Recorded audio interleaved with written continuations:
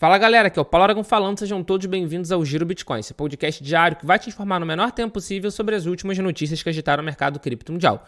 Para começar o episódio de hoje, quarta-feira, dia 4 de junho de 2025, cada unidade do Bitcoin está custando aproximadamente 104.600 dólares americanos, com uma pequena queda ao longo dessas últimas 24 horas de aproximadamente 1,2%.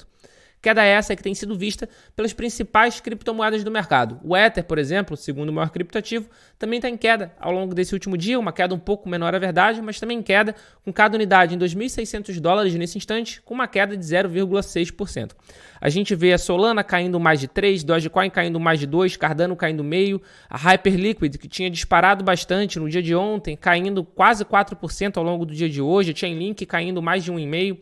A gente tem visto queda em grande parte das criptomoedas do mercado e fazendo análise a gente consegue ver que isso é uma realização de lucro por parte dos investidores que estavam posicionados nessas criptos.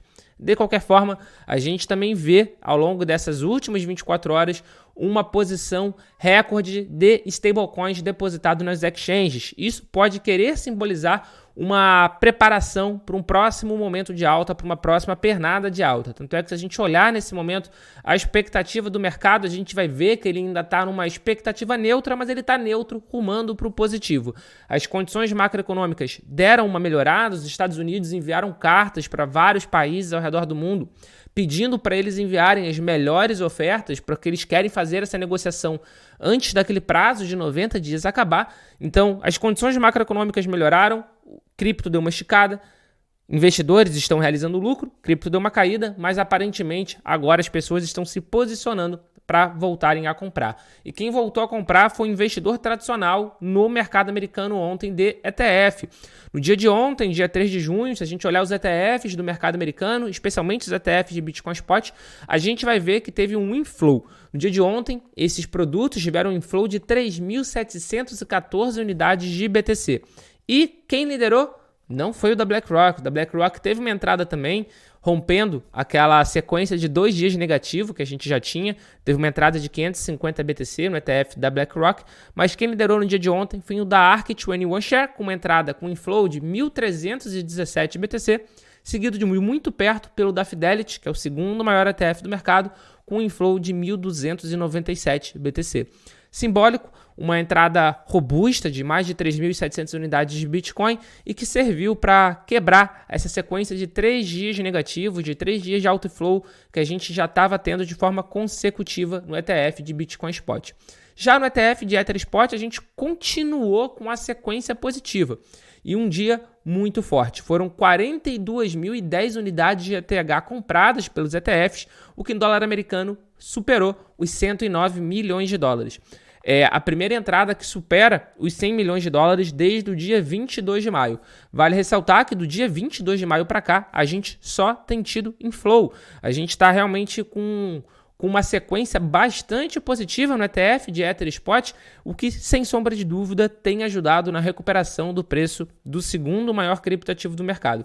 Que nem a gente tem falado ao longo desses últimos dias, fazia tempo que o Ether não conseguia ter uma valorização superior ao Bitcoin em um mês em específico, e foi justamente o que o Ethereum conseguiu ao longo desse mês de maio. Vamos acompanhar de perto, mas parece que os investidores estão olhando para o segundo maior criptoativo do mercado com muito carinho nesse momento. Dando prosseguimento ao episódio de hoje e agora falando sobre a adoção do Bitcoin como um ativo de tesouraria por empresas ao redor do mundo, a empresa de mídia sul-coreana Kaiwave Media, que é negociada na bolsa americana, que é negociada na Nasdaq, teve uma disparada no preço das suas ações, uma disparada de mais de 160%. Isso porque eles anunciaram um acordo de emitir 500 milhões em ação para poder financiar a sua compra de BTC. É isso mesmo, mais um grupo que vai começar a comprar Bitcoin como uma forma de investimento.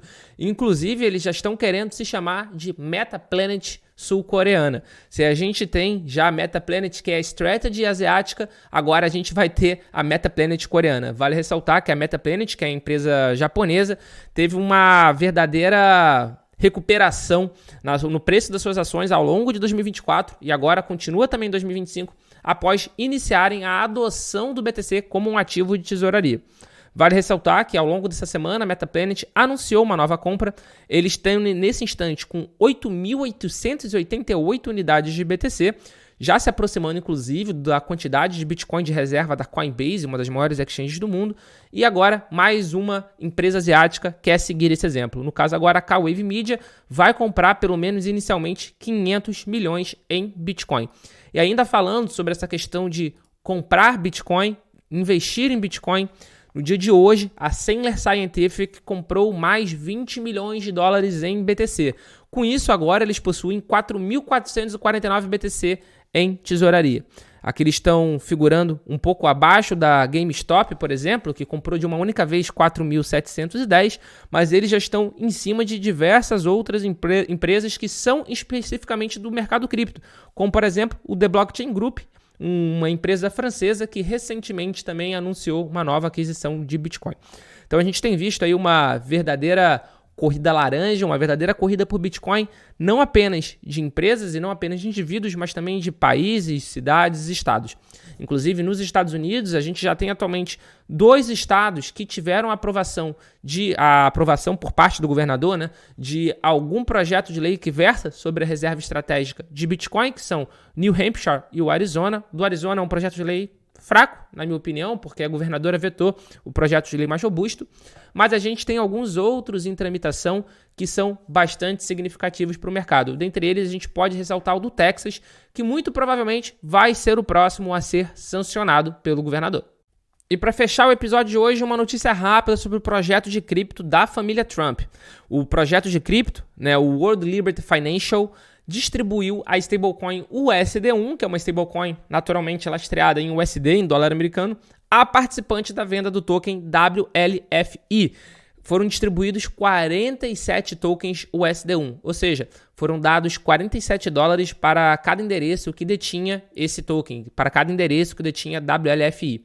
Então, mais de 85 mil carteiras receberam justamente essa recompensa, o que é bastante significativo. Não havia tido nenhum anúncio oficial dessa distribuição, desse airdrop, mas o projeto havia dito anteriormente que tinha sim a intenção de realizar um airdrop com uma pequena quantidade.